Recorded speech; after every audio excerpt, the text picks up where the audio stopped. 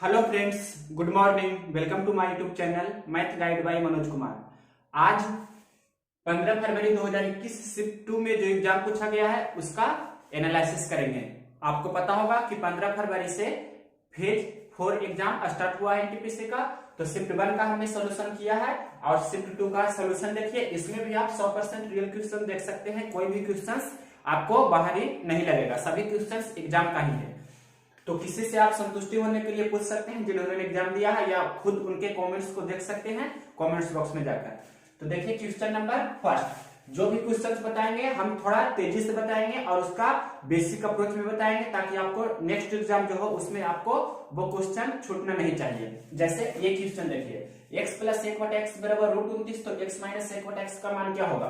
तो इसको पहले हम इसका रूप बता देते हैं आपको कि x प्लस 1/x बराबर अगर जो k दिया है और x माइनस 1/x आपसे पूछे तो ये क्या होता है √k का स्क्वायर और -4। माइनस है तो -4। उसी प्रकार से दूसरा नंबर में इसका उल्टा भी याद रखना है। x माइनस 1/x बराबर अगर जो आपके प्रश्न में l दे दिया तो x प्लस 1/x पूछेगा तो क्या होगा √l है तो l का स्क्वायर करेंगे और प्लस है तो +4 करेंगे। यहाँ प्लस है तो प्लस करते हैं, माइनस है तो माइनस करते हैं। इस प्रकार से आप याद रखते हैं।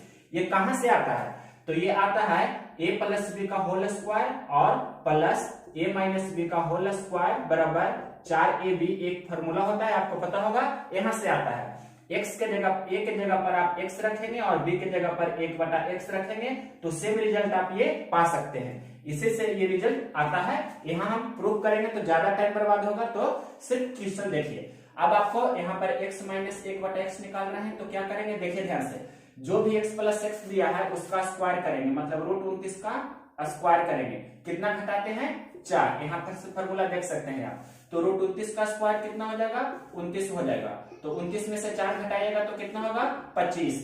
और 25 का वर्गमूल आप जानते हैं कितना होता है 5। तो इस प्रश्न का आंसर हो जाएगा 5। नेक्स्ट क्वेश्चन देखिए, क्वेश्चन नंबर सेकेंड। ये भी आपको रूल होता है a cos square theta plus sine square theta. a cos square theta plus b sine square theta यहाँ लिख देते हैं। अगर जो इसका मैक्सिमम वैल्यू पूछे यहाँ पर हम लिख देते हैं कि अगर जो b बड़ा है a से या a बड़ा है b से, मतलब दोनों में जो बड़ा छोटा रहेगा उससे कोई दिक्कत नहीं है। जो बड़ा रहेगा, जैसे हमने b को बड़ा माना है तो मैक्सिमम हो जाएगा b, और a को छोटा माना है तो मिनिमम हो जाएगा a। उसी प्रकार से इस क्वेश्चन को देखिए, 2 cos square x plus 3 sin square x है तो दोनों में कौन बड़ा है 3 बड़ा है। तो मतलब sin स्क्वायर का कोफिशिएंट 3 बड़ा है तो मैक्सिमम वैल्यू 3 हो जाएगा, मिनिमम वैल्यू कितना हो जाएगा 2 हो जाएगा। तो इस प्रकार से आपको ये भी फॉर्मूला बेस्ड ध्यान रखना है। क्वेश्चन नंबर 1 एंड 2 के बाद देखिए क्वेश्चन नंबर 3।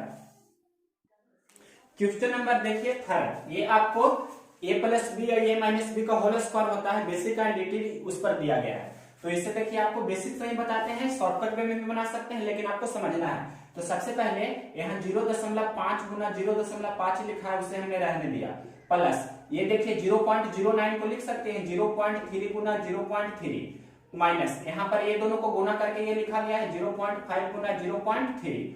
अब एक स्टेप नीचे भी देखिए 0.125 को लिखा गया है 0.5 गुना 0.5 गुना 0.5। अब प्लस है तो प्लस 0.027 को लिखा गया है 0.3 गुना 0.3 गुना 0.3। अब आपको क्लियरली दिख रहा होगा कि अगर जो हम 0.5 को a मानते हैं और 0.5 को b मानते हैं तो क्या रिजल्ट आएगा। जो देखिए ऊपर में हो जाएगा a गुना a प्लस ये हो जाएगा b गुना b माइनस ये हो जाएगा a गुना b। नीचे a गुना a हो जाएगा प्लस b गुना b हो जाएगा। अब यहाँ पर से आपको ये तो फॉर्मूला पता होगा कि ऊपर हो गया a square plus b square minus ab, और नीचे में क्या हो गया नीचे में हो गया a गुना a, इसका मतलब a cube plus b Guna b, इसका मतलब b क्यूब। अब a cube plus b cube का आपको फॉर्म पता होगा, नहीं पता होगा तो हम यहाँ पर लिख देते हैं a square plus b square minus ab, और इसके जगह पर एक फॉर्मूला होता है क्या कि a plus b into a square plus b square minus ab, ये वाला फार्मूला होता है। तो ये वाला फार्मूला होता है तो ऊपर में अंश में यही चीज है, हर में यही चीज है, मतलब 1 बटा क्या हो गया 1 बटा हो गया a प्लस b, 1/a+b कहने का मतलब a का मान है 0.5 और प्लस b का मान है 0. b को हम कितना माने 0.3 माने हैं, तो 0.3 तो कितना हो जाएगा 1/0.8। अब इसे हम डेसिमल करेंगे तो 10/8 हो जाएगा, दशमलव घटाएंगे तो, यानी कि यहाँ पर से आप देख सकते हैं कि 5/4 हो गया। 5/4 को हम अगर जो फ्रैक्शन में, ये तो भिन्न में है 5/4 ना, 5/4 को हम अगर जो नीचे में 100 बनाना चाहें तो 25 से गुना कर देते हैं ऊपर नीचे, यानी कि कितना हो गया 125/100। 125/100 को बोल सकते हैं 1.25। तो इस प्रश्न का आंसर होगा 1.25। तो इतना लेंदी नहीं होना चाहिए। ये हमने आपको बताया बेसिक कंसेप्ट के लिए। हम इससे बनाते हैं तो डायरेक्ट क्या लिखते हैं, इसका फॉर्म होता है 1/a+b। ये क्यों होता है, क्योंकि ऊपर में आपको यहाँ से ये रिजल्ट ध्यान रखना है, जब ये दिया रहे तो ये वाला होता है, मतलब a² + b² - ab/aq+bq, तो 1/a+b। ये उलट कर रहेगा, मतलब aq+bq बटा ये रहेगा तो डायरेक्ट a+b होगा। ये आपको ध्यान रखना है। ये रिजल्ट हम यहाँ पर लिख दे रहे हैं भी, देखिए a+b बराबर क्या होता है, a+b बराबर होता है, मतलब ऊपर में aq+bq बटे नीचे में a² + b² - ab। ये आपको ध्यान रखना है। तो a+b बटा 1 लिख सकते हैं, और ये ऊपर ये नीचे हो जाए तो 1/a+b होगा। तो दोनों ये रिजल्ट आपको हर एक हाल में ध्यान रखना है। अब एक क्वेश्चन देखिए एचसीएफ का पूछा गया है, ये है या ये है, मतलब दोनों में से कोई क्वेश्चन है एचसीएफ का। तो एचसीएफ निकालने के लिए हमने आपको बताया था या तो डिफरेंस मेथड यूज कीजिए, या एचसीएफ निकालते हैं तो सबसे छोटी संख्या जो है उसको चुनिए। तो 108 है और 108 से सभी कट रही है, नहीं कटेगी, तो 108 का फैक्टर कर लीजिए जो भी आपके मन में आता है। तो सबसे पहले 12 गुना 9 बराबर टोटल से सिलेक्ट कर लेते हैं। तो 12 से सभी में भाग लग रहा है, तो बराबर टोटल से 12 दूनी 24 और फिर 4 8 12 चौक 48 12 3 36। तो 12 तो सबसे पहले आपका होगा ही। अब 9 से भी देखिए तो 9 के अंदर में 3 2 है, मतलब 3 गुना 3 इसके अंदर में है, तो ये 3 से सभी लग रहा है, 8 8 16 2 18 और ये 6 3 मतलब एक 3 भी हो जाएगा, यानी कि और ये 3 फिर ये 1 3 नहीं होगा, तो मतलब 12 गुना 3 मतलब कितना हो जाएगा आपका 36। इस प्रश्न का आंसर हो जाएगा 36। डिफरेंस मेथड से भी आप निकाल सकते हैं। क्वेश्चन नंबर देखिए इसका, अगर जो ये रहे 60 130 तो इसे लिख दीजिए आप 10 गुना 6 और इसे लिख दीजिए 10 गुना 13। तो दोनों का हाईएस्ट कॉमन फैक्टर क्या है 10, तो इसका तो 10 डायरेक्ट हो जाएगा, इसमें तो आपको कलम में लगाने की जरूरत नहीं है। लेकिन ये आपको थोड़ा सोचना होगा, कलम थोड़ा लगाना होगा या मन से कैलकुलेशन करना होगा। तो क्वेश्चन नंबर 4 को हमने ऐसे ही रहने दिया, ये सिंपल क्वेश्चन होगा तो होगा, नहीं होगा तो नहीं होगा। अब देखिए क्वेश्चन नंबर 5।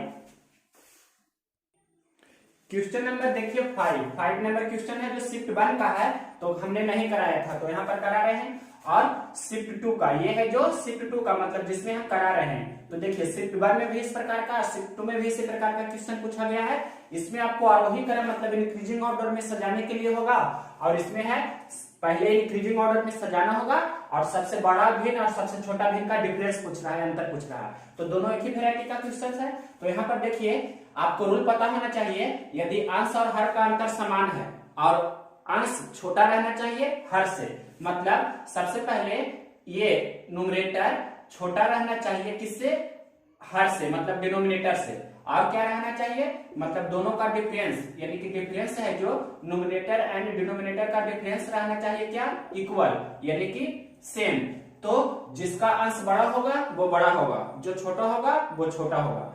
तो यहां से देखिए 7 और 8 का अंतर 1 है, 9 8 और 9 का अंतर भी 1 है, 9 और 10 का अंतर 1 है, तो अंतर तो 1 ठीक है।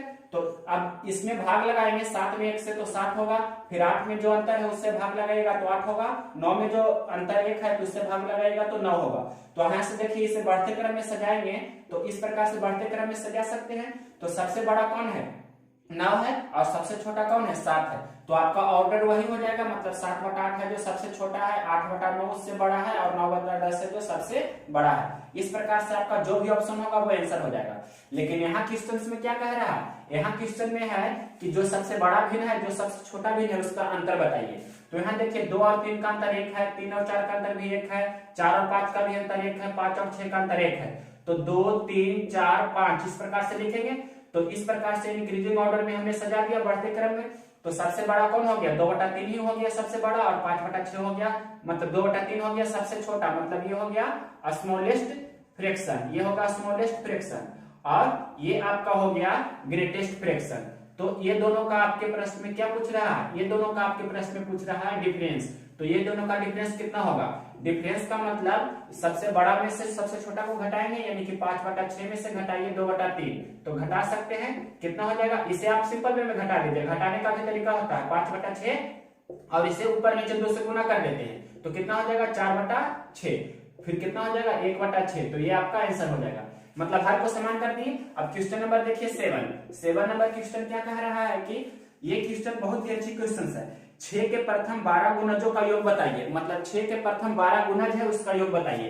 तो 6 के प्रथम गुणज 6 गुना 1, 6 के दूसरा गुणज 6 गुना 2, 6 के तीसरा गुणज 6 गुना 3, इसे मतलब सभी का योग बताना है। तो 6 का 12वां गुणज कितना होगा? तो 6 गुना 12, इसका योग बताना है।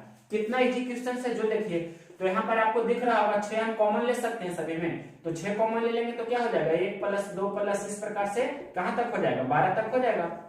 इजी क्वेश्चन है। अब आप जानते हैं कि ये समेशन n का फॉर्मूला जानते हैं, प्रथम n प्राकृत संख्याओं का योगफल बराबर n × n + 1/, क्या होता है? 2 होता है ना, n × n + 1/2।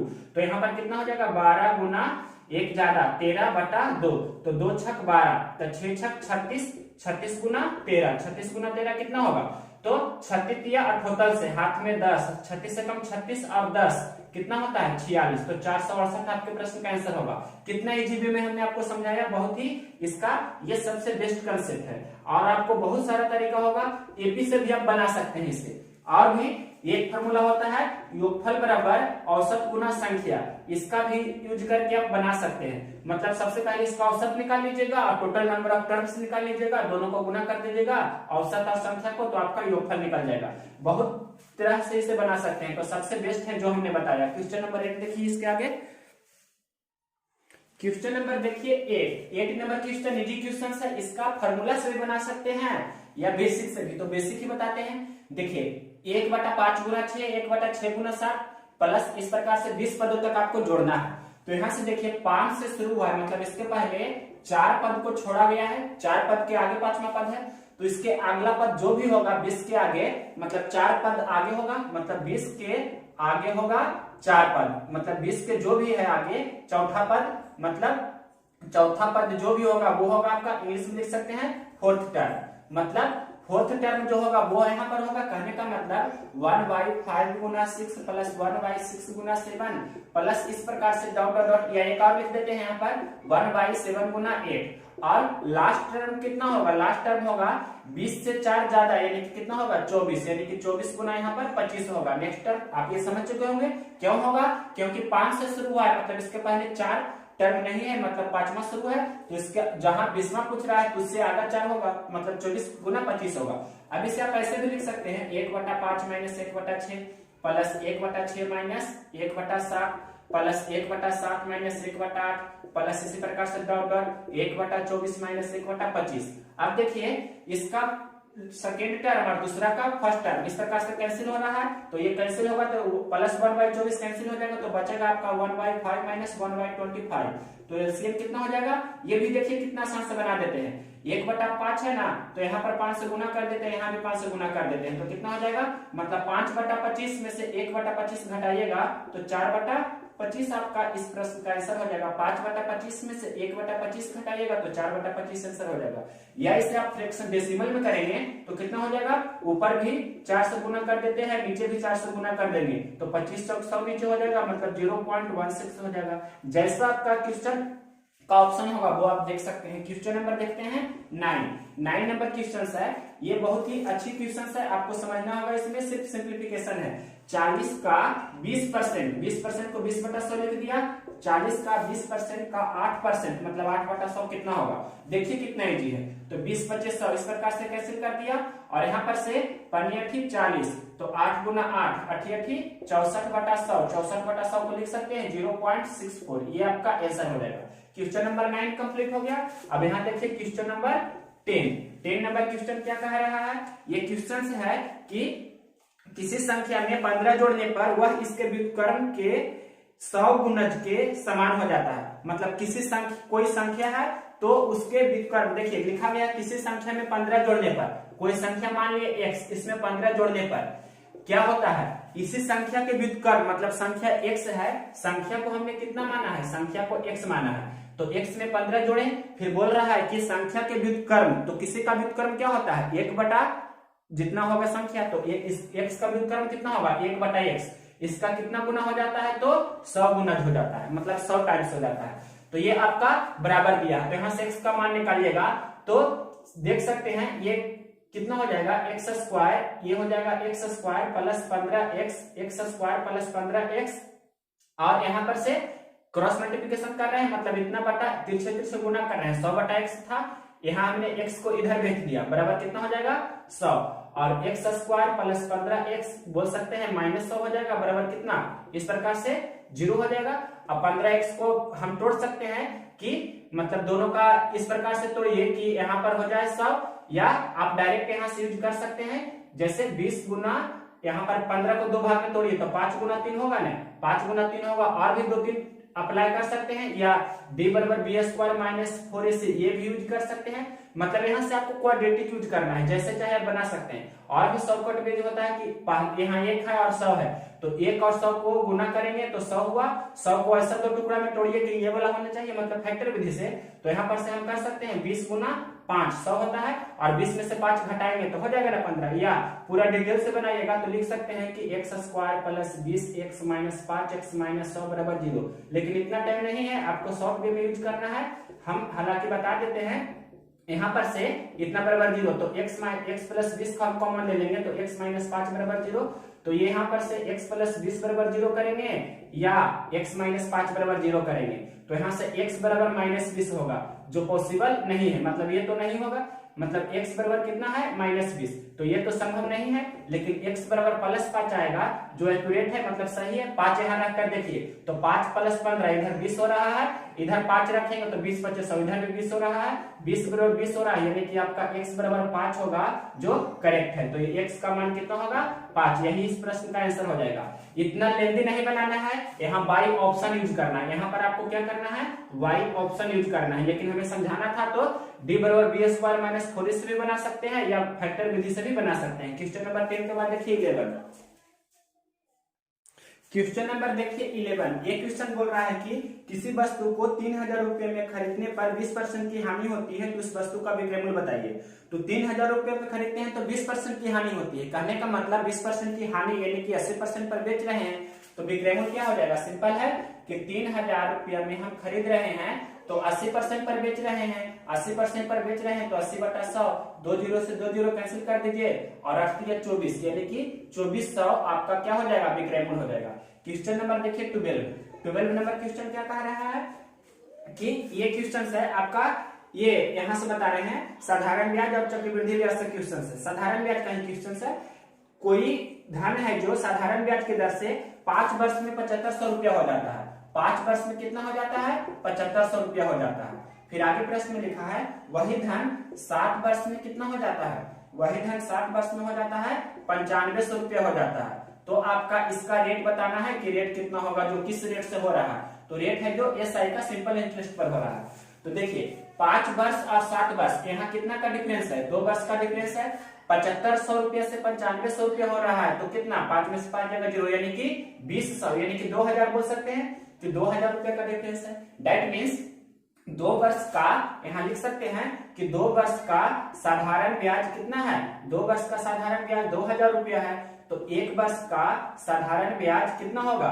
1000 रुपया होगा, 1 वर्ष का साधारण ब्याज क्या होगा 1000 रुपया, और आपको रेट निकालना है ना, तो रेट बराबर क्या होता है, रेट बराबर होता है 1 वर्ष का साधारण ब्याज, 1 वर्ष का साधारण ब्याज बटा मूलधन गुना 100, ये होता है आपका रेट। तो सबसे पहले 1 वर्ष का साधारण ब्याज कितना हो गया, 1 वर्ष का साधारण ब्याज हो गया 1000 रुपया, और मूलधन निकाल लीजिए, तो देखिए 1 वर्ष का साधारण ब्याज हो गया कितना 1000 रुपया, तो 5 वर्ष का साधारण ब्याज 5 वर्ष में कितना हो जाएगा, तो 5 वर्ष का एसआई कितना होगा, तो 5 वर्ष का साधारण ब्याज हो जाएगा 5000 रुपया, जबकि 5000 को 50 भी बोल सकते हैं।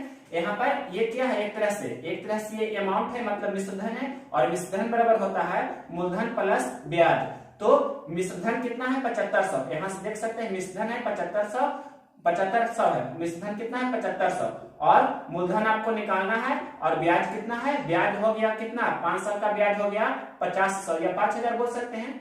तो आप 50 में कितना जोड़े कि 7500 हो जाए, तो 2500, या डायरेक्ट भी यहाँ इसे इधर भेजिएगा तो p का मान यहाँ से निकालिएगा मूलधन, तो मूलधन कितना चलाएगा, मतलब 7500, या लिख भी देते हैं 7500 में से आप घटाइएगा कितना 25, यहाँ पर से 5000, 7500 में से 5000 घटा दीजिएगा तो कितना हो जाएगा, यहाँ पर से आपको दिख रहा होगा डायरेक्ट 2500, ये हम डायरेक्ट भी लिख सकते थे, तो यहाँ पर कितना हो जाएगा 2500।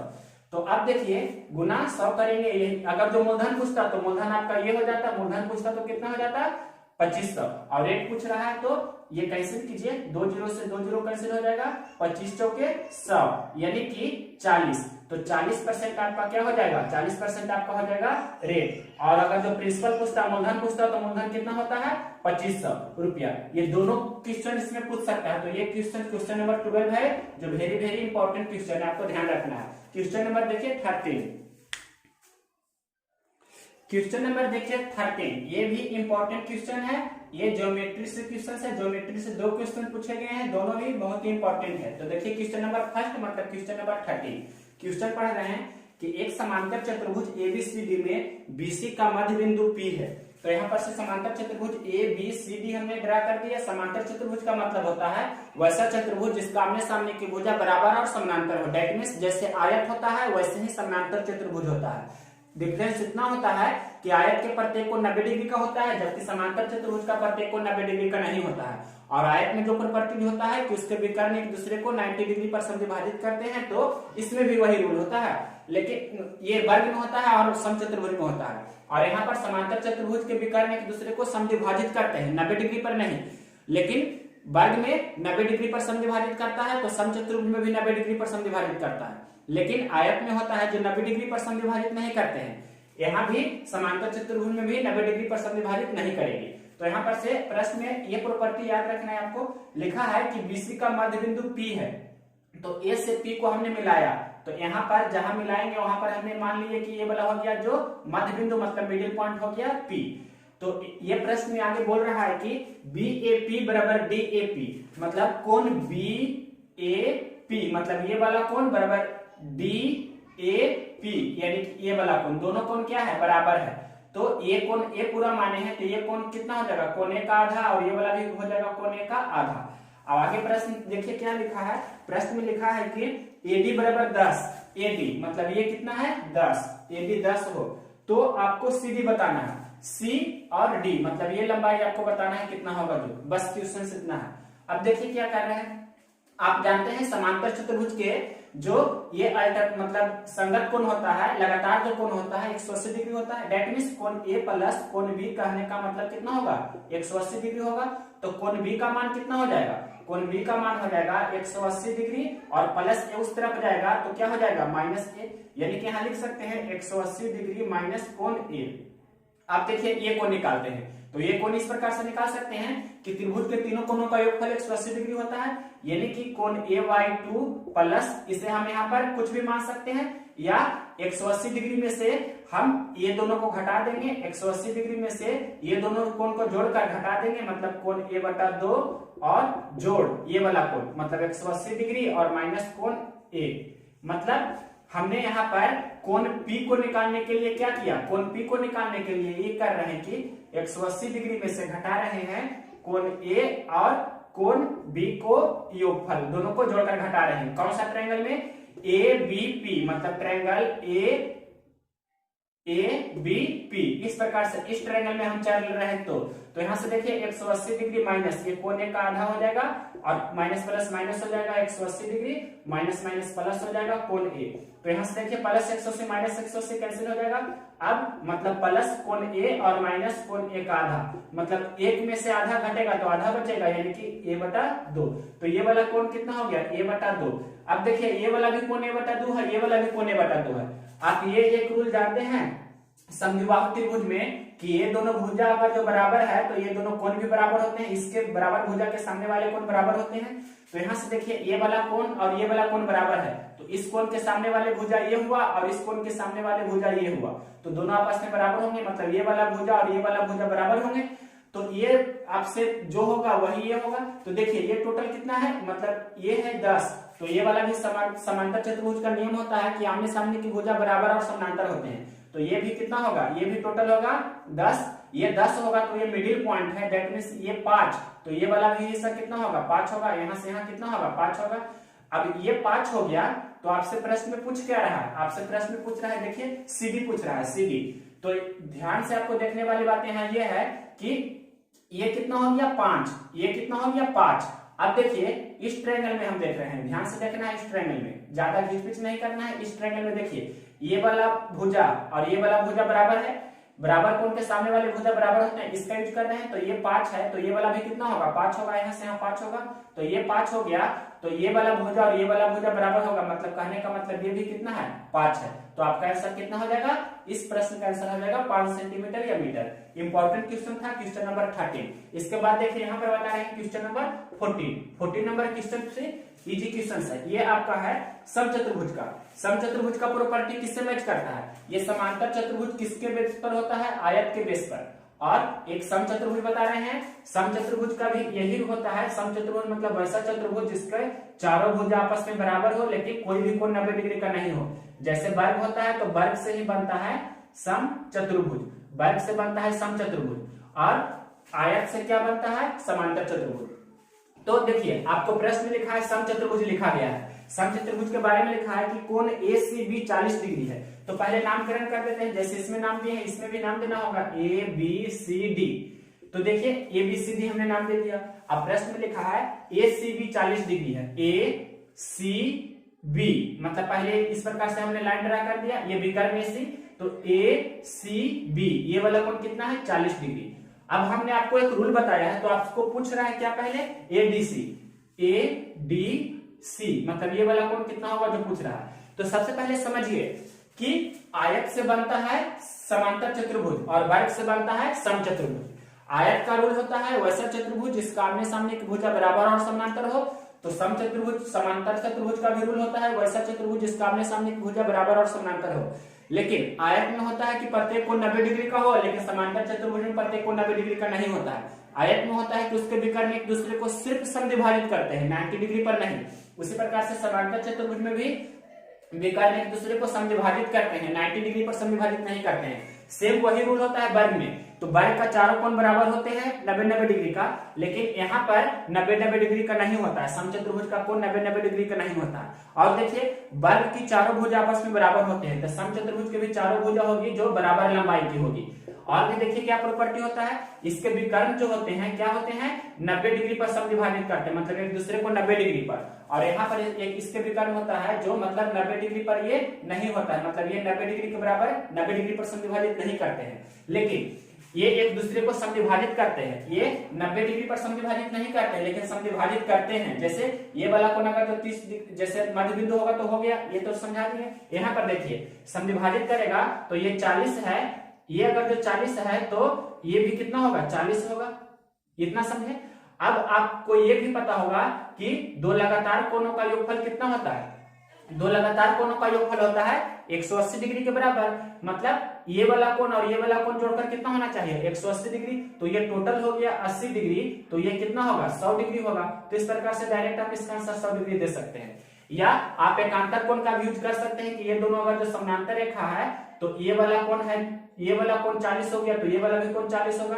तो अब समांतर चतुर्भुज या समचतुर्भुज का रूल होता है कि समद्विभाजित करता है कोण को, तो ये 40 तो ये भी 40 होगा।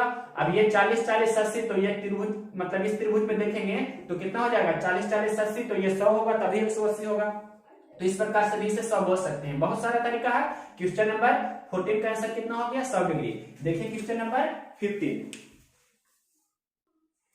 क्वेश्चन नंबर 15 क्या कह रहा है कि कोई धन चक्रवृद्धि ब्याज की दर से 3 वर्ष में 4 गुना हो जाता है तो कितने वर्ष में 64 गुना हो जाएगा।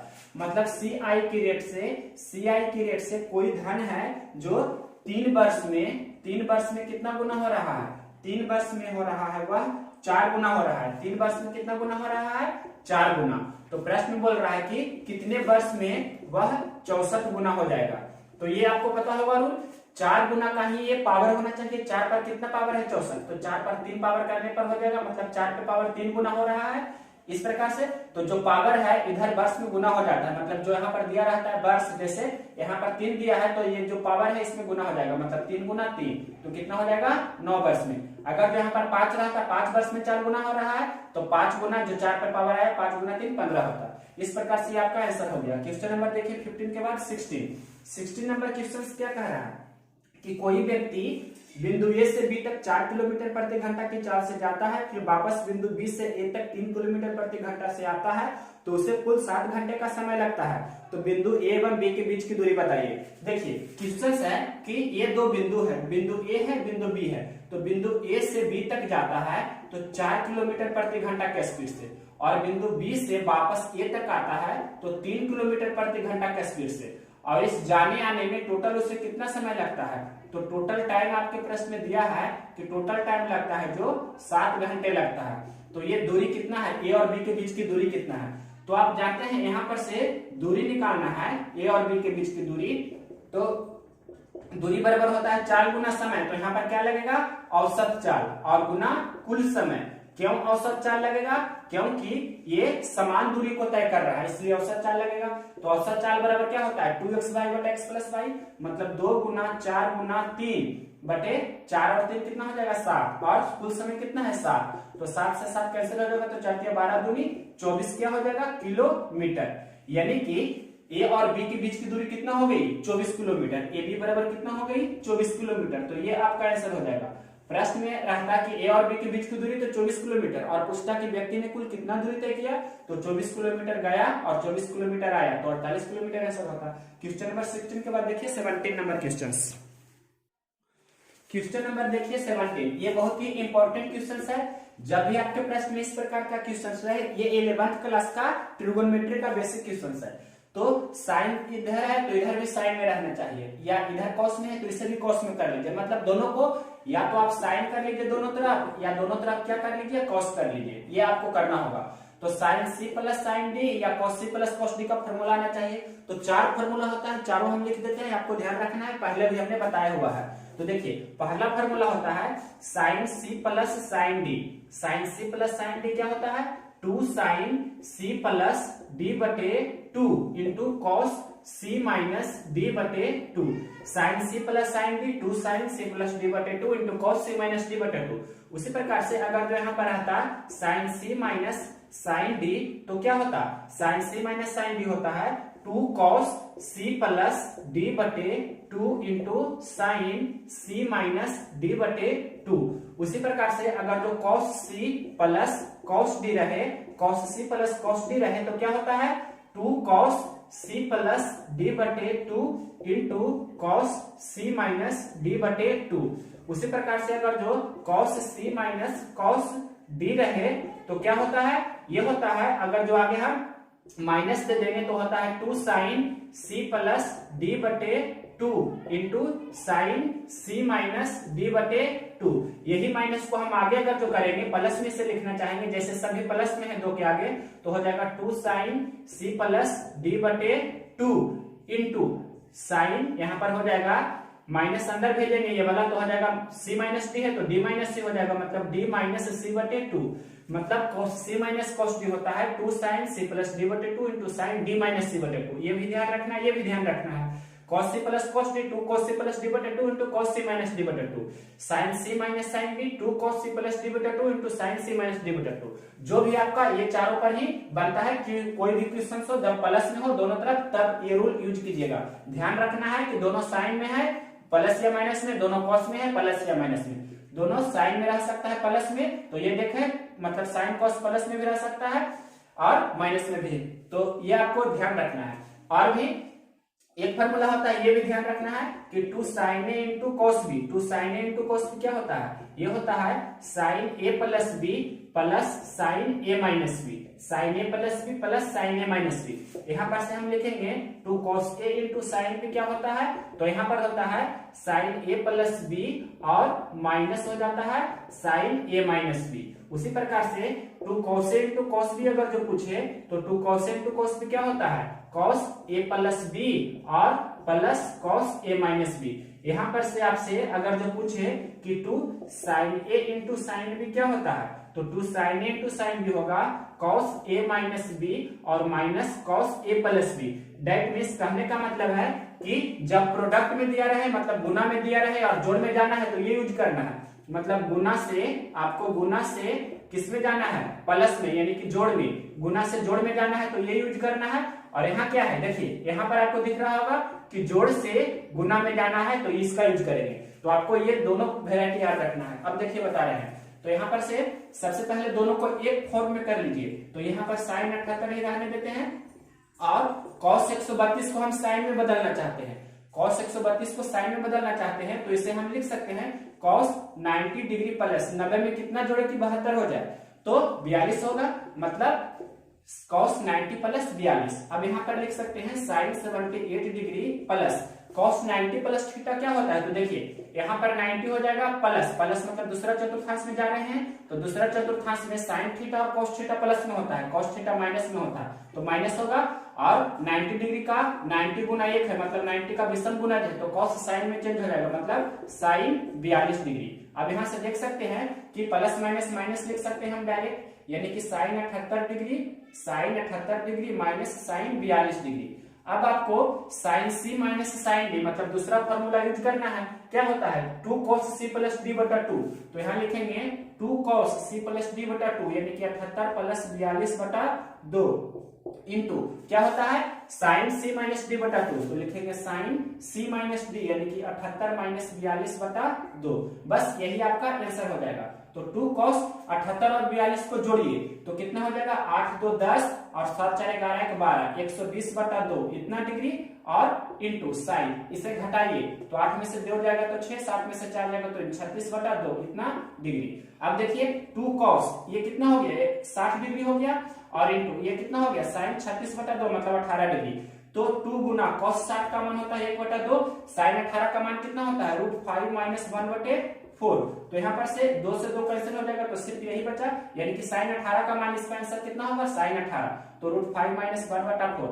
तो डायरेक्ट आपको ऑप्शन में जो भी रह सकता है, आपके ऑप्शन में साइन 18 भी होगा तो साइन 18 आंसर हो जाएगा। इसका मान अगर जो देंगे तो √5 माइनस 1 बटा 4 जो ऑप्शन में है दोनों आंसर है।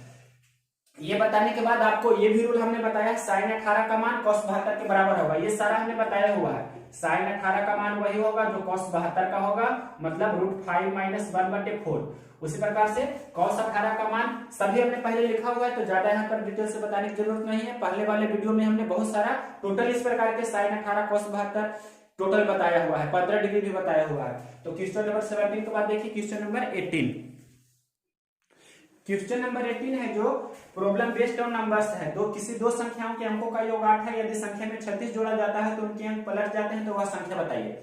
देखिए हम यहाँ पर से आपको पता होगा कोई भी संख्या है तो दहाई अंक को x मान रहे हैं। दहाई अंक है जो किसी भी संख्या का दहाई अंक को x माना है और इकाई अंक को हमने क्या माना है, इकाई अंक को y माना है। ये आपको हमेशा याद रखना है, दहाई अंक को x इकाई अंक को y, ये हम हमेशा ऐसे ही मानते हैं। कोई भी आप मान सकते हैं, उल्टा भी मान सकते हैं।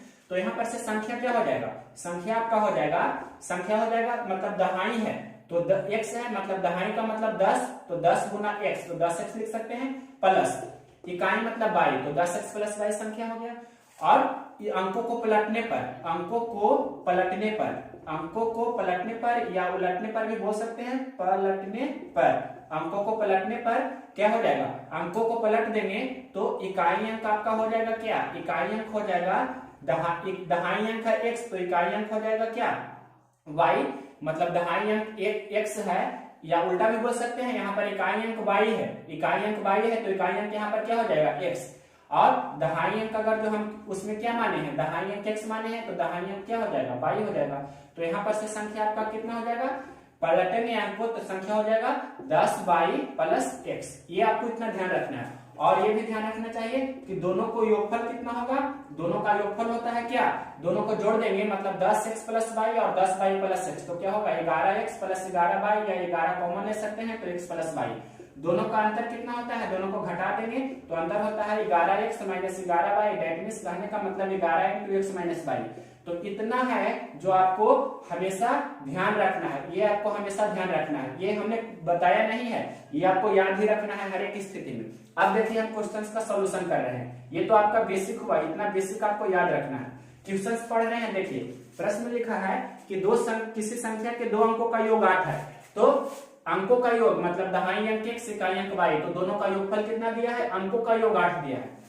आगे प्रश्न में पढ़िए, लिखा है कि यदि संख्या में 36 जोड़ देते हैं तो उनके अंक पलट जाते हैं। जोड़ देते हैं या घटा देते हैं, इसका मतलब क्या हुआ, डिफरेंस, यानी कि अंतर दिया है। तो अंतर क्या होता है, अंतर होता है 11 into X minus Y, that means 11 into X minus Y बराबर आपके प्रश्न में कितना दिया है, कितना हो जाता है 36 जोड़ा जाए। यदि प्रश्न में लिखा है यदि संख्या में 36 जोड़ा जाए, संख्या में दिया है यदि संख्या में 36 जोड़ा जाए, 36 संख्या कितना है ये वाला, मतलब 10x प्लस वाई, इसमें कितना 36 जोड़ देते हैं तो उनके अंक पलट जाते हैं। तो अंक पलट जाते हैं, दैट मीन्स कहने का मतलब यहाँ पर से हमने एक चीज गलत लिखा है, अंतर क्या होता है 9x माइनस 9y होगा, यही चीज हमने लिखा है जो गलत लिखा है यहाँ पर, तो आपको डिफिकल्टी हो रहा होगा। तो डायरेक्ट यहाँ से उसी कंसेप्ट का यूज करके बना सकते हैं। अंतर होता है जो 9x माइनस 9y, तो 9 इंटू एक्स माइनस वाई बराबर आपको प्रश्न में 36 दिया है, तो x माइनस वाई कितना हो गया 4। x निकाल सकते हैं, दोनों को जोड़कर 2 से भाग, 8 4 12/2 यानी कि 6। y निकाल सकते हैं, दोनों को घटाकर 2 से भाग यानी कि 2 हो जाएगा। तो यहाँ पर से आपका संख्या क्या हो जाएगा, संख्या हो जाएगा 10x प्लस वाई, तो 10x कहने का मतलब 10 गुना 6 प्लस 2, तो 20। यहाँ पर से कितना हो जाएगा, संख्या दहाई अंक को हमने x माना है, तो दहाई अंक x माना है तो कितना हो जाएगा 10 गुना 6, यहाँ संख्या हो जाएगा 62। अंकों को पलटने पर संख्या कितना हो जाएगा, पलटने पर संख्या अगर जो बोलेगा तो कितना हो जाएगा 26 हो जाएगा। अब देख सकते हैं ऑप्शन का यूज करके, मतलब यहाँ पर से किसी भी तरह से इसे बना सकते हैं, तो आपको सिंपल वे में समझ में आ जाएगा। देखिए क्या लिखा है कि यहाँ लिखा गया है कि अंकों का योग 8 है, तो 6 और 2 8 है, और 2 और 6 भी 8 है। फिर बोल रहा है कि यदि संख्या में 36 जोड़ते हैं, तो 36 संख्या में जोड़ेंगे, जैसे हम 26 को ले रहे हैं, इसमें 36 जोड़ेंगे तो क्या होगा, मतलब 6 6 12 और 3 2 5 1 6, अंक पलट गया मतलब 62 हो गया।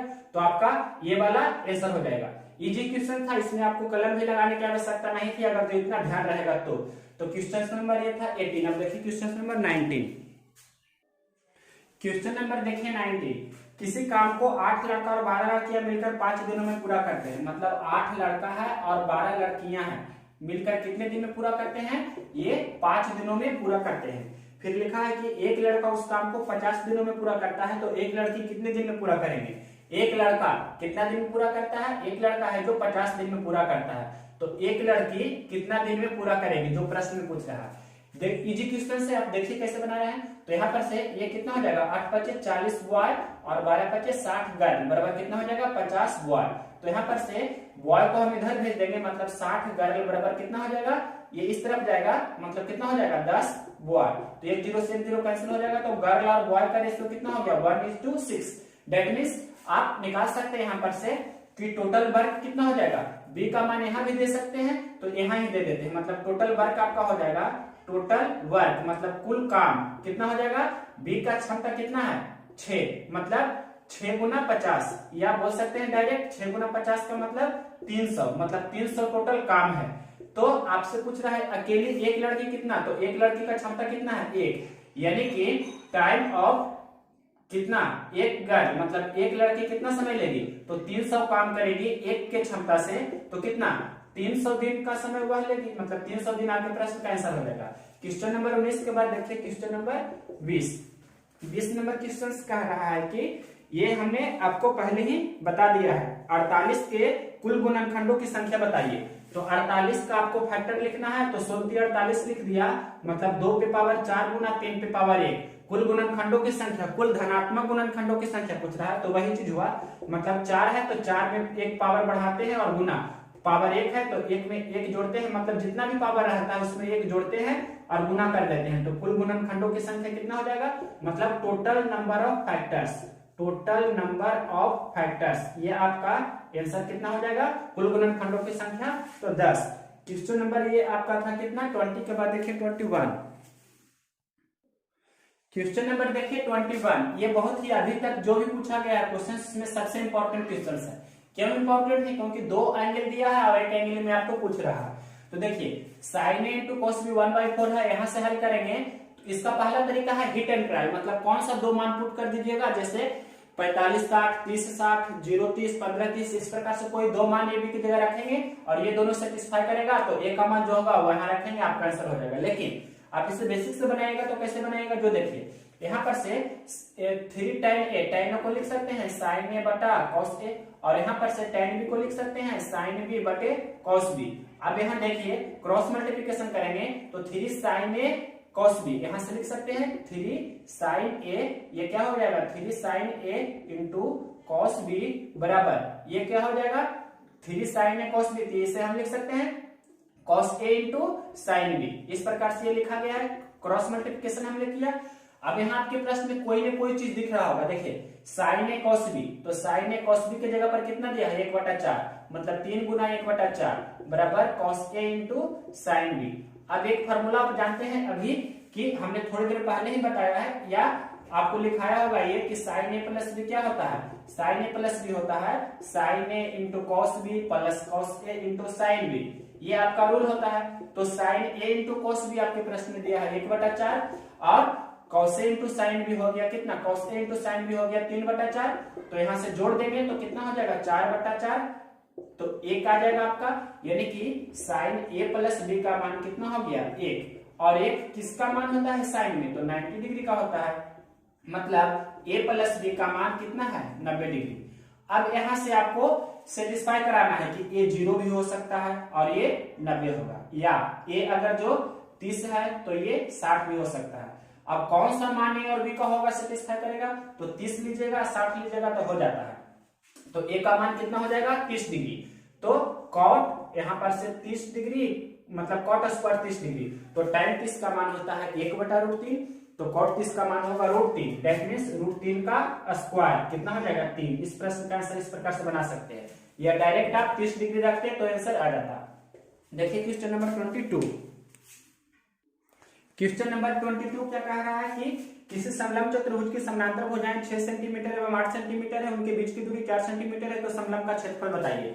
हम फिगर में काट के आपको बता देते हैं, जैसे ये कोई समलंब चतुर्भुज है, समलंब चतुर्भुज किसे कहते हैं, वैसा चतुर्भुज जिसकी कोई दो भुजा समानांतर हो, तो यहाँ पर दो भुजा समानांतर दिखा दिया हमने, ये है जो आपका समलंब चतुर्भुज है, समलंब चतुर्भुज है, तो ये दोनों आपको दिया गया है समानांतर चतुर्भुज की समलंब चतुर्भुज की समानांतर भुजाएं 6 सेंटीमीटर 8 सेंटीमीटर है, ये 6 सेंटीमीटर, तो ये कितना हो गई 8 सेंटीमीटर, उनके बीच की दूरी है जो कितना है 4 सेंटीमीटर, तो इसका एरिया क्या होगा जो आपसे प्रश्न में पूछ रहा है, तो इसका एरिया मतलब समांतर समलंब चतुर्भुज का क्षेत्रफल जानते हैं 1/2 गुना समानांतर भुजाओं का योगफल मतलब 6 + 8 और उनके बीच की दूरी का गुना कर देते हैं, तो कितना हो जाएगा 1/2 गुना 8 6 14 गुना 4, तो 2 7 14 7 चौक 28 सेंटीमीटर स्क्वायर आपका आंसर हो जाएगा। इस प्रकार से क्वेश्चन नंबर देखिए 23 नंबर क्वेश्चन क्या कह रहा है, 5 क्रमागत में कंसेक्यूटिव नंबर्स लगातार संख्याएं का योगफल 660 है, तो सबसे बड़ी संख्या बताइए। 5 क्रमागत संख्या, पहली संख्या, दूसरी संख्या, तीसरी संख्या, चौथी संख्या, पांचवी संख्या, 5 क्रमागत संख्याओं का योगफल कितना है 660, तो उसका औसत कितना होगा, औसत बराबर होता है योगफल बटा संख्या, तो 5 है तो क्रमागत है तो औसत तो ये वाला होगा, तो इस यहाँ पर कितना होगा 660 बटा 5, 660 बटा 5 कहने का मतलब भाग लगाइए तो कितना हो जाएगा 5 दूनी 10 मतलब 6 दूनी 12 1 13, इतना हो जाएगा 132, तो यहाँ पर आपका हो गया 132, यानी कि प्रश्न में लिखा है 5 क्रमागत संख्याओं का योगफल 660 है, तो उसका औसत कितना होगा 660 बटा 5, यानी कि 132 हो गया औसत 5 क्रमागत संख्याओं का। तो लगातार संख्या है तो इसके पहले वाला संख्या 131 होगा, इसके पहले वाला 130 होगा, इसके बाद वाला 132, के बाद वाला 133, इसके बाद वाला 134। यहाँ से क्या क्या पूछ सकता है, आपके प्रश्न में पूछा है सबसे बड़ी संख्या तो 134 आंसर हो गया, आपसे पूछ सकता है सबसे छोटी संख्या तो 130 हो जाता, आपसे ये भी पूछता है कि सबसे छोटी और सबसे बड़ी का अंतर तो 4 हो जाता है आंसर।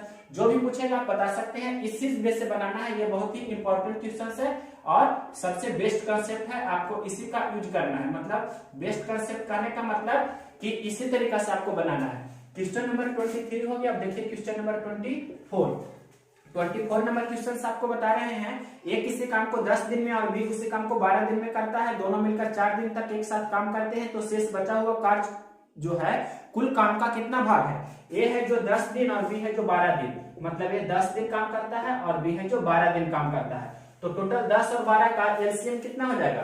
तो एलसीएम हो जाएगा आपका 60 यूनिट हमें काम करना है, तो ये 6 के क्षमता से करेगा, बी 5 के क्षमता से काम करेगा। लेकिन प्रश्न में लिखा है कि दोनों 4 दिनों तक एक साथ काम करते हैं, तो 6 और 5 11 के क्षमता से 4 दिन तक कितना काम करेगा? 44 काम करेगा। 44 काम कर लिया है, मतलब 44 काम हो गया है। तो अब बचा कितना काम? शेष काम कितना बचा? तो शेष काम कितना बचा? तो टोटल काम 60 यूनिट है, 44 काम हो गया, मतलब 60 में से 44 घटाएंगे तो 16 काम बचा। तो प्रश्न में पूछ रहा है शेष काम है जो कुल काम का कितना भाग है? तो कुल काम का मतलब 60 का 16 है जो 60 का कितना भाग है? तो इस प्रकार से 4 चौक 16, 15 चौके 60, 4/15 आपके प्रश्न का आंसर हो जाएगा। ये क्वेश्चन नंबर आपका था शायद 24। अब देखिए 2 क्वेश्चन और है। क्वेश्चन नंबर देखिए 25। किसी मतलब कोई इक्वेशन इस प्रकार से ये दिया गया है, इसका x² - 1 एक गुणनखंड है, तो निम्नलिखित में से कौन सा स्टेटमेंट सही है? तो यहां पर से देखिए कि इसका जो गुणनखंड है क्या है? x² - 1 इसका फैक्टर है। तो x² - 1 फैक्टर है, तो x² - 1 बराबर क्या करते हैं? 0। दैट मींस x² बराबर 1, यानी कि x का मान क्या हो जाएगा? रूट अंडर, या डायरेक्ट लिख सकते हैं +1 भी होगा और -1 भी होगा। तो हम +1 रखेंगे तो इसमें तो डायरेक्ट कुछ नहीं, x के जगह पर +1 रखेंगे तो a + b + c + d, और यहाँ पर a + b + c + d, इसे ही मान लीजिए। तो इतना बराबर क्या हो जाएगा? 0। तो ये भी हो सकता है ऑप्शन में। और दूसरा अगर जो x की जगह -1 रखेंगे तो a गुना x पे पावर हो जाएगा माइनस सम संख्या, तो +1 ही होगा, 1 गुना 1 हो जाएगा इस प्रकार से। प्लस यहाँ पर b गुना क्या हो जाएगा? मतलब -1 पे पावर विषम संख्या, तो -1 होगा। c गुना -1 पे पावर सम संख्या, तो 1 मतलब +1 हो जाएगा, और ये -1 होगा और प्लस e, इतना बराबर 0। तो यहाँ से a - b + c और -d + e बराबर 0। यहाँ से ये भी बोल सकते हैं कि a + c + e बराबर -b + d को इस प्रकार भेज देंगे तो b और d, ये भी आपका आंसर हो सकता है, ये भी हो सकता है। जो ऑप्शन में होगा वो आपका आंसर होगा। क्वेश्चन नंबर देखिए 26 नंबर क्वेश्चन क्या कह रहा है? ये है किसी वस्तु का क्रय मूल्य उसके अंकित मूल्य का 80% है। किसी वस्तु का क्रय मूल्य है जो अंकित मूल्य का 80% है। कहने का मतलब ऐसे भी हम मान सकते हैं कि क्रय मूल्य को 100 मानेंगे तो अंकित मूल्य कितना हो जाएगा? लिखा है प्रश्न में कि क्रय मूल्य उसके अंकित मूल्य का 80% है, तो अंकित मूल्य को हम 100 मानेंगे तो क्रय मूल्य कितना हो जाएगा? 80। इस प्रकार से क्रय मूल्य है जो अंकित मूल्य का 80% है, तो अंकित मूल्य 100, तो क्रय मूल्य कितना? 80। आगे प्रश्न देखिए, बोल रहा है कि अंकित मूल्य पर 12% की छूट देते हैं तो कितना परसेंट लाभ होगा? इस पर 12% की छूट है, इस पर 12% का छूट है, तो 12% छूट है, कहने का मतलब 88% पर बेच रहे हैं, तो 100 गुना 88/100, तो डायरेक्ट बोल सकते हैं 88 रुपये में बेच रहे हैं। तो अब देखिए 80 रुपये में खरीद रहे हैं और 88 में बेच रहे हैं, या ऐसे भी लिख सकते हैं क्रय मूल्य और विक्रय मूल्य। ये विक्रय मूल्य आपका हो गया, मतलब 80 रुपये क्रय मूल्य है, 88 रुपये विक्रय मूल्य है। हम यहाँ पर से देख रहे हैं कि कितना का लाभ हो रहा है? 8 रुपया का लाभ हो रहा है, कितना पर? 80 पर, तो 8/80 गुना 100, तो 10 से 10 8 से 8, मतलब 10% आपका क्या हो जाएगा? प्रॉफिट। ये आपके प्रश्न का आंसर हो जाएगा। लास्ट क्वेश्चन बता रहे हैं, इसके बाद इस वीडियो को खत्म करेंगे। क्वेश्चन नंबर देखिए 26 हो गया ये आपका। अब देखिए क्वेश्चन नंबर 27 नंबर क्वेश्चन क्या बोल रहा है कि किसी शंकु का कुल पृष्ठीय क्षेत्रफल बताइए जिनकी त्रिज्या r/4 और तिरछी ऊंचाई 4l है। मतलब ये आपका कोई कोण है। कोण मतलब कहने का मतलब ये कोई आपका शंकु है, और शंकु को आप जानते हैं ये तिर्यक ऊंचाई होता है, ये हाइट होता है और ये रेडियस होता है, और इसमें रूल होता है l², मतलब समकोण त्रिभुज। इस प्रकार से समकोण त्रिभुज बनता है, तो l को कर्ण बोलते हैं, तो कर्ण स्क्वायर बराबर लंब स्क्वायर प्लस आधार स्क्वायर, यानी कि l² बराबर h² प्लस r², ये भी आपको ध्यान रखना है। दूसरा, इसका टोटल सरफेस एरिया मतलब, और कर्व सरफेस एरिया मतलब वक्र पृष्ठ क्या होता है? तो πr/l, और संपूर्ण पृष्ठ क्या होता है? πr × l + r, दोनों भी ध्यान रखना। इसका वॉल्यूम भी पूछ सकता है, मतलब आयतन, तो आयतन होता है 1/3 πr²h, ये सभी आपको ध्यान रखना है। तो पूछ रहा है आपसे प्रश्न में टोटल सरफेस एरिया, और r दिया है, जो कितना दिया है यार? r आपके प्रश्न में दिया है r/4, r का मान है r/4, त्रिज्या और तिरछी ऊंचाई है जो तिरछी ऊंचाई है जो 4l है। तो टोटल सरफेस एरिया आप जानते हैं, हमने अभी लिखा है कि πr × क्या होता है? l + r, तो पाई ही रहने दिए। r का मान है कितना? r/4, l का मान है आपके प्रश्न में 4l, और r का मान है कितना? आर का मान है r/4। अब इसे हल करेंगे, जो आपका आंसर होगा वही होगा, मतलब पाई r/4 ये तो हो गया। ये कितना हो जाएगा, 4 चौके 16 l प्लस r/4। अब इतना ही और भी अंदर भेज सकते हैं इसे, तो कितना हो जाएगा, ये 16 पाई r l प्लस ये कितना हो जाएगा पाई r²/16। जो भी सिंप्लीफिकेशन करके आएगा वो आपका आंसर होगा। क्वेश्चन नंबर 27 हमने कंप्लीट किया। तो अब हमने आपको जितना भी क्वेश्चन पूछा गया था सभी कंप्लीट करा दिया है, कोई भी क्वेश्चन नहीं छूटा है। आप चेक कर सकते हैं, जिन्होंने एग्जाम दिया है उनसे पूछकर। एक क्वेश्चन हम दोबारा देख रहे हैं, सभी क्वेश्चन लगभग पूरा कंप्लीट हो गया है पूरा, अब एक भी क्वेश्चन नहीं बचा है। ठीक है, टोटल क्वेश्चन हो गया है। तो जितना भी क्वेश्चंस हमने कंप्लीट किया है, मतलब 26 27 तक, और 2-3 क्वेश्चंस डीआई वाला होगा, तो डीआई का नहीं है मेरे पास, तो पूरा कंप्लीट क्वेश्चंस हमने ये 15 फरवरी 2021 को शिफ्ट 2 में जो पूछा गया है 100% सभी रियल क्वेश्चंस है। आप कमेंट में देख सकते हैं, कोई कमेंट भी करते होंगे कि हाँ यही क्वेश्चन पूछा गया था एक्यूरेट डिजिट के साथ ही। तो यह वीडियो अगर जो पसंद है तो इसे लाइक करें और अपने स्टडी ग्रुप में शेयर करें, और अपने जो भी टेलीग्राम चैनल है, व्हाट्सएप है, फेसबुक है, इंस्टाग्राम है, ट्विटर है, ये सभी पर आप शेयर कर सकते हैं अगर पसंद है तो। हम बहुत जल्द ही अपने ऐप पर लाइव क्लासेस लेंगे। ऐप का नाम भी बता सकते हैं, math guide by Manoj Kumar. आप सर्च कीजिएगा प्ले स्टोर पर, 2 दिन बाद या 1 दिन बाद तो वो आपको मिल जाएगा। तो ऐप पर हम लाइव क्लासेस लेंगे और उसमें स्टार्टिंग बेसिक से, मतलब number system Rakesh Yadav sir का और जो अभिनय सर है उनका नोट्स से, मतलब जो भी उनका एडवांस मैथ का बुक है उससे बताएंगे। और एक स्पेशल बुक है एसएससी का, एसएससी किरण 10,500 प्लस, तो 9500 प्लस 9100 प्लस ये सभी का यूज करेंगे। एडवांस मैथ स्पेशल बताएंगे नंबर सिस्टम से। तो देखते हैं नेक्स्ट वीडियो में, और लाइव क्लासेस के लिए आप सब मेरे चैनल को सब्सक्राइब कीजिए और रेडी रहिए।